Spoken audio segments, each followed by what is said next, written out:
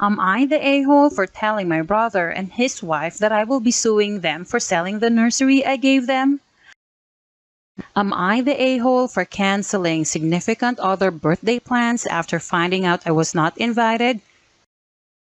Am I the a-hole after no longer allowing my mother-in-law's friend to babysit my children after she started calling them her babies?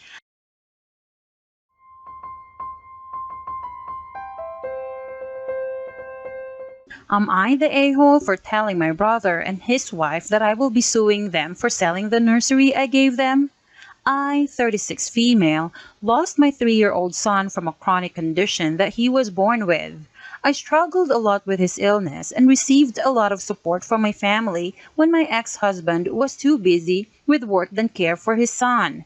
When my brother and his wife found out they were expecting, they suffered from a miscarriage after a miscarriage, and because of their financial situation, I decided to lend my son's nursery to use for their baby, under the condition they give it back when they no longer need it.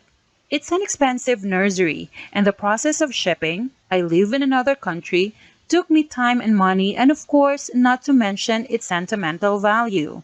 They were so grateful for my help and appreciated it a lot, but my sister-in-law unfortunately lost her baby at 5 months in the pregnancy, and I heard from my mother since my brother and sister-in-law went low contact with everyone to be able to grieve. I waited few months before asking for the nursery back, since they no longer need it. I called and asked my brother to send it back despite how cruel I sounded, but I just had to get it back because I was shocked after my brother said they sold it. All of it. Every single piece. I asked why, and he said his wife was depressed and he needed money to take her on a vacation a month ago. I lost my temper and started screaming at him on the phone, reminding him that this belonged to my son and only for them to borrow, not to sell. He apologized and asked me to be understanding of his wife's position as a grieving mother myself. I said no, they should have considered how selling my son's nursery would affect me as a grieving mother, and he replied that he didn't think I was being fair to scream at him to help his wife through these hard times. I told him that it's not my problem and that I will be suing them both over the nursery and for every penny he made out of selling it. He called me nuts and hung up, then called my parents. They tried to get involved after I threatened to sue and called me callous and unhinged for threatening my brother and sister-in-law with court, and told me to let it go. I don't need the nursery and it's not worth causing permanent damage in my relationship with my brother over a few pieces of furniture. My ex-husband blamed me, saying it was my fault for giving the nursery to my brother, but I just wanted to help. He keeps pushing for the idea to sue, but my parents are telling me not to. Am I the a-hole for wanting to sue them for the nursery that cost us nearly over $4,000? Just to explain something, my ex-husband gets a say because he paid for the nursery as well, and he keeps pushing me to sue and told me he'll do it if I choose to back down. He keeps saying it's my fault for letting my brother have the nursery in the first place and is very upset with me about it. Am I the a-hole for canceling significant other birthday plans after finding out I was not invited? Let me start the post off by saying my 21 female, significant other 22 male love language is gift giving. He loved to shop for people. He loves to give gifts, especially extravagant ones. For example, over the 3 years we've been together, he's given me a car, 3 dogs, a new phone, and many more smaller items. I, on the other hand, struggle with gift giving, especially for him. He is the person, if he wants it, he will buy it for himself. 2 different times I had purchased him a gift. Before the holiday rolled around, he had went and purchased the exact same thing for himself. So finding something he both likes and he doesn't already have is a struggle. This year, I decided I would go above and beyond. I set aside a couple of $1,000, a lot for me, not so much for him, to make sure I can get him extravagant gifts. This year, he discussed with me he wanted to go to Puerto Rico. I immediately I found a 4-bedroom house, more than enough room for his friends, him and I. I also booked a yacht for us to spend the day on. That ended up being more than I set aside for, but I booked the yacht anyways since he always goes above and beyond for me, and I wanted him to have a great birthday. Well, tonight, I asked him if I should purchase his gifts here and travel with them, or if I should go shopping in Puerto Rico. He tells me I was not coming. Note, earlier this week he discussed us going to Puerto Rico.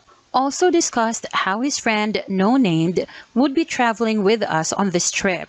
So he immediately sensed my confusion. He quickly started backtracking and told me I would be coming just at the end of the week, missing his birthday.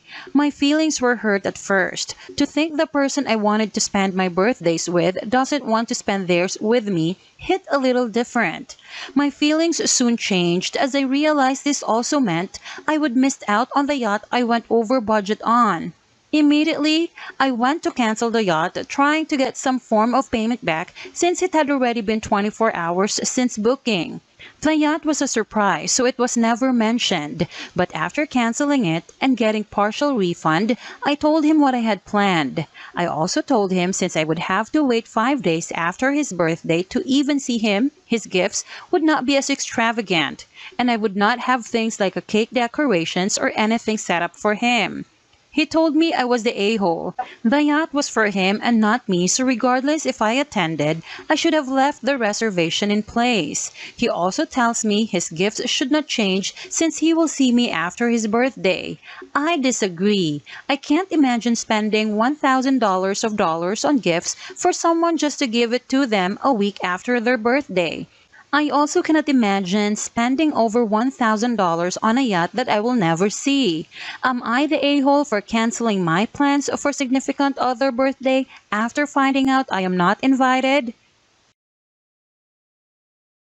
Am I the a-hole after no longer allowing my mother-in-law's friend to babysit my children after she started calling them her babies? I, 26 female, am the mother of 2 kids, 4 female and 3 male. My husband, 27 male, and I both work office jobs.